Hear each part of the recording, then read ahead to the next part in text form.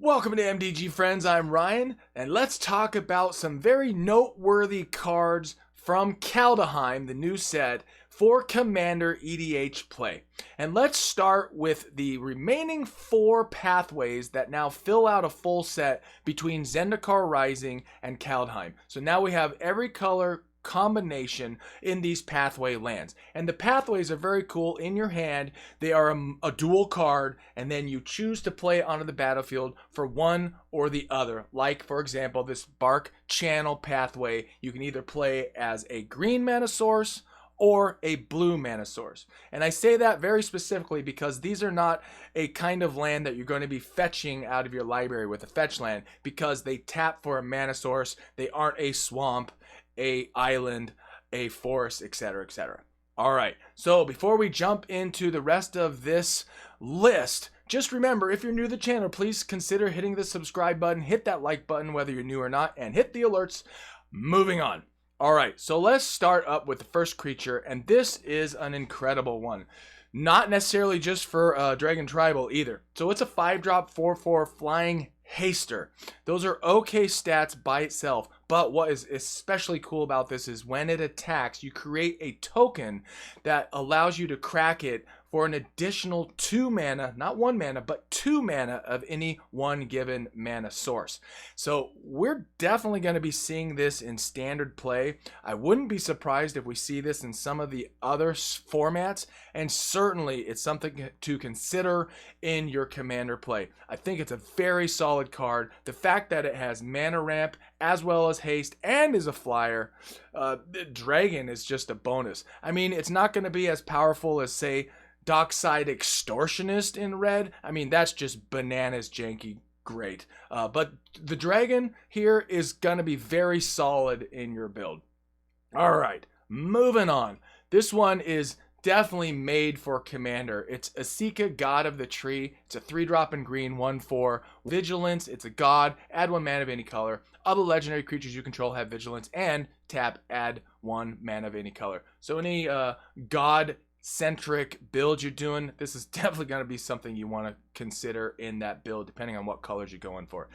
Now the flip side of this is some serious shenanigan-y, janky Jankerson stuff. It is the Prismatic Bridge. This is awesome. It is every color wheel, legendary enchantment that lets you go from the top of your library until you hit a creature card or a planeswalker at the beginning of your upkeep, and then you get to put it onto the battlefield free of charge. Now just keep in the back of your mind when you're doing your builds, this is not casting the creature for 0 mana. This is putting it onto the battlefield. So if you have any, say, Eldrazi shenanigans where it requires the casting cost, that's not what's going on here. So just be careful how you put your build together with the Prismatic Bridge if you're considering making that part of the synergies of your builds. This is a great include to stuff you're going to be doing with all the colors. All right, next up is, because Kaldheim has some serious loving for Elf Tribal, and this one is one of 3 that we're going to mention. Canopy Tacticsian is a 4-drop 3/3 Elf Warrior, which buffs all of your creatures by +1/+1. But the most significant part of this card is that you can tap it for 3 green mana. Holy moly, that is just awesome in tribal elves. I mean, you could probably even play this for any mono green build you're doing that's not elf centric. This has just got a lot of ability for a 4-drop. Love it. I love it. That is a great addition, especially for Elf Tribal. Speaking of Elf Tribal, we got another one that's a measly 2-drop. It's a 2/2 Elf Warrior that whenever 1 or more other elves enter the battlefield under your control, create a 1/1 green Elf Warrior creature token. This ability triggers only once each turn. They have that in there because they don't want the actual elf that gets created to then trigger another elf. So in case you were wondering why that weird verbiage was in there. And then, not so exciting to me, but it's still cool that it's actually on here, is the 7 mana that it costs to buff everything by +2/+2 in terms of elves, and then gives it Death Touch as well. I mean, we'll take it. that should be less mana. I mean, 7 to do that, that's pretty bananas. I mean, even if you removed the death touch from there and made it a little less. But anyways, nonetheless, I didn't build the card. It is what it is. It's a 7 cost, 2 buff by 2. Whatever, cool. Yeah, we'll take it. All right, the next one up is Tyvar Kel. It's a 4-drop, 3 legendary planeswalker, Tyvar, which has the coolest static ability for a planeswalker in terms of elves. Elves you control have tap, add black. So in Gorgari colors, this is a key piece to being able to do mana fixing and all sorts of fun stuff. And that's just the static ability. So its +1 is put a +1/+1 counter on up to 1 target elf and untap it. So if you had a mana dork, you could tap it for mana, untap it, tap it for mana again. I mean, that's pretty cool. And then in addition to that, it gains death touch until end of turn. I mean, can't go wrong with that. Then it costs you nothing to create a 1/1 green elf warrior creature token. All right, that's fine. And then its ultimate is whenever you cast an elf spell, it gains haste until end of turn, and you draw 2 cards. So this thing has all sorts of loving for elves in it. So I'm definitely putting this in the elf tribal commander deck that I haven't actually posted yet. So stay tuned for an elf tribal coming to a store near you. Yes, indeed. Now let's talk about some life gain. This is fantastic. I'm putting this into my life gain decks. Got to figure out what I'm going to swap out. But hey, Cosmos Elixir, it's a measly 4 for what it does. It's an artifact at the beginning of your end step. Draw a card if your life total is greater than your starting life total, which is very likely if you're running a life gain deck. Otherwise, you gain 2 life. So every turn, you're going to be getting 2 life or draw a card. No downside to this thing. That's great. And it's 4, which I think is very, very reasonable. I would have expected this to actually cost 5. 6 probably would have been excessive. All right, moving on. There are 2 very cool new mechanics in Kaldheim, and one of them is Foretell. This is a good example. It's Doomscar. It is a 5-drop Wrath of God, destroy all creatures, and it has Foretell, which means that you can spend 2 to take it out of your hand, put it into exile face down so you know what it is, your opponent doesn't know what it is, and then on any other subsequent turn, you can play it for its Foretell costs. Now, what's very cool about this, it just means that you end up getting to Wrath for 3 mana instead of the usual typical 4 or 5, depending on which kind of a Wrath you're playing. I think this is a fantastic new mechanic. I think it's actually kind of a little broken, especially for the next card we're going to talk about. But yes, Doomscar, very cool card. I might consider starting to drop this into some mass removal that I might need for some of my builds. Or certainly, I mean, multiple creature removal. This is just very great and very cheap so that if you have leftover mana, you can put it into exile and then move on. Very cool. Very cool. All right, and like I was saying, Dream Devourer. This thing, I think, is busted. I just don't think it's been quite levered yet because it's brand new. It's a 2-drop 0/3 Demonic Cleric, which is very underwhelming at the face of it. But this thing is just insane for Foretell. Each non-land card in your hand without Foretell now has Foretell. So every card in your hand can be exiled for 2 and now can be played for its exile cost, which this reduces by 2. And whether or not it's on the battlefield, it still allows you to do that. So once you have actually put a spell into exile with Foretell costs, it now is permanently reduced, whether or not Dream Devourer is on the battlefield or not. That's some pretty crazy stuff. That is some Jankosaurus Rex. I really like this card. I'm going to see if I can shoehorn this into some builds and see how it goes. So that is definitely a one you might want to think about.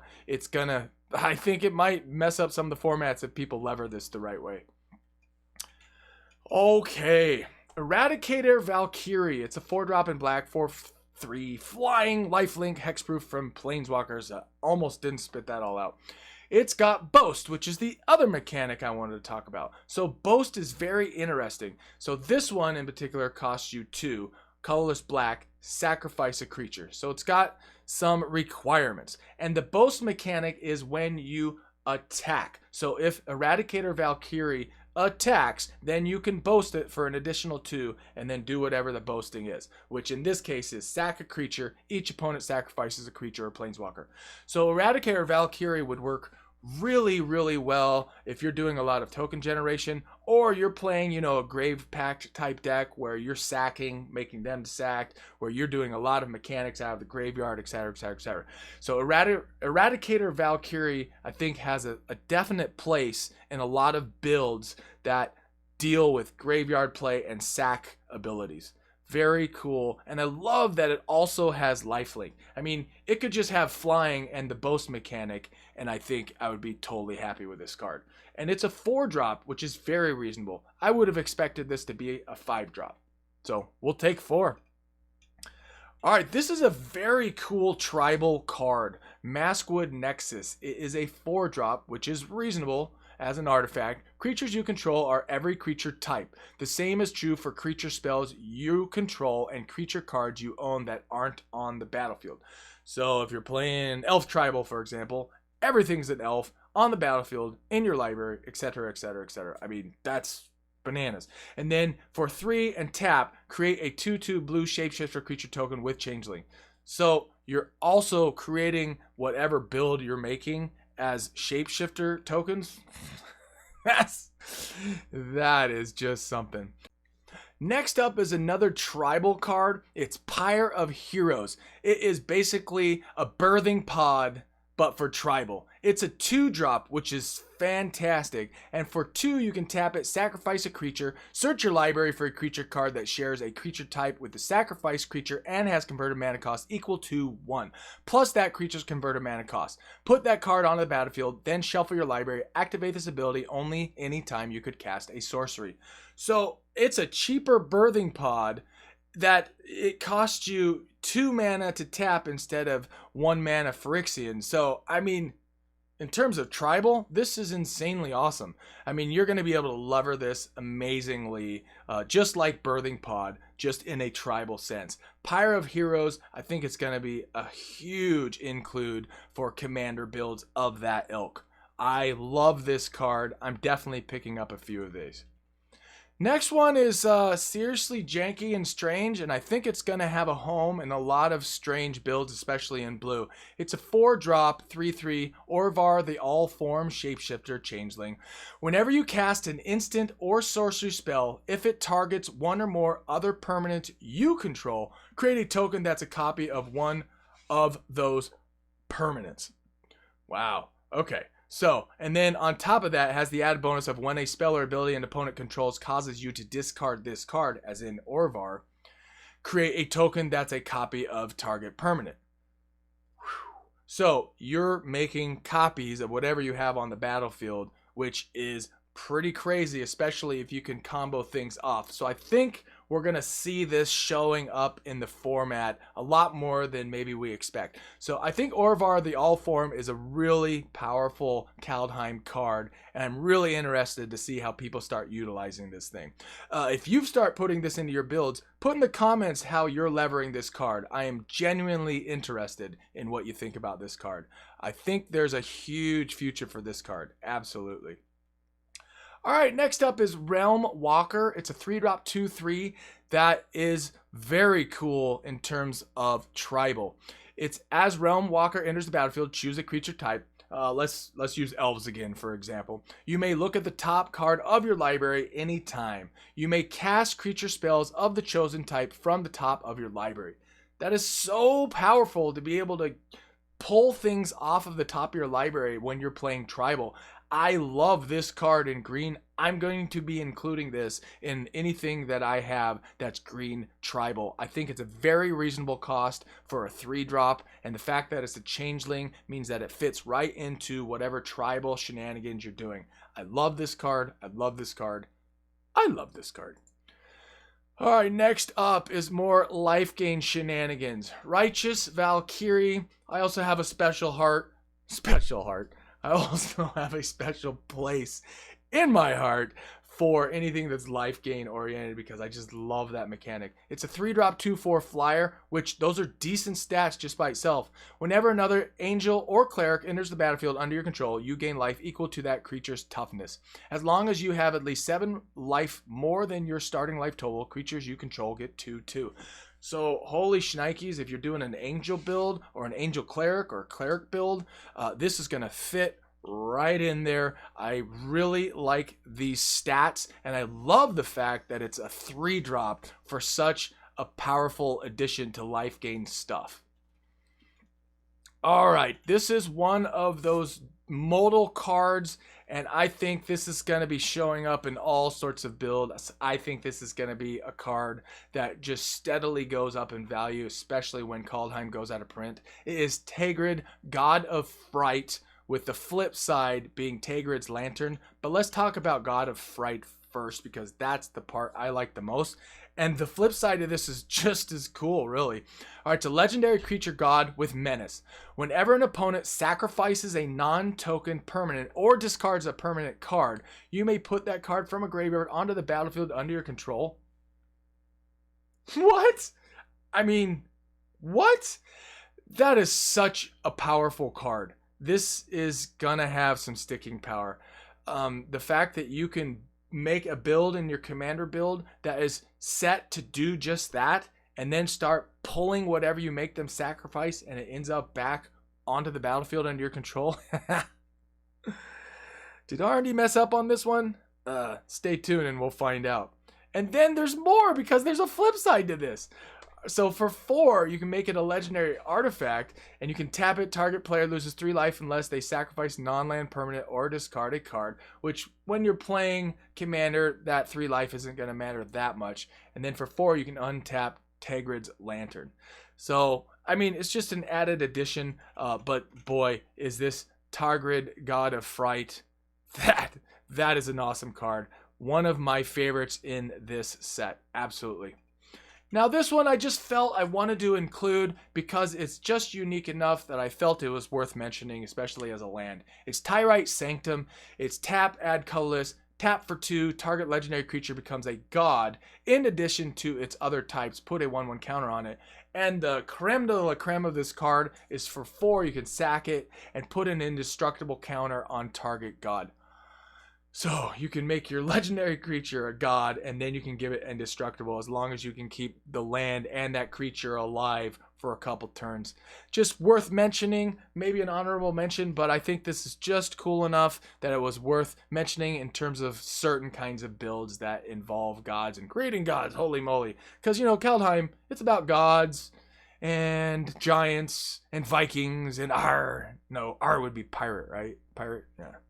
All right, Valkyrie Harbinger. It's a 6-drop, which is a little spendy, but it is a lifelinker flyer. It's a 4/5er. At the beginning of each end step, if you gain 4 or more life this turn, create a 4/4 white angel creature token with flying and vigilance. So for any life gain builds, like I was saying earlier, this is a cool card to include. I don't like that it's 6, but I do like everything else about it. If it was 5, I would say this is as close to an auto-include to life gain as it gets because of its stats. But it is a 6, so it's definitely worth considering.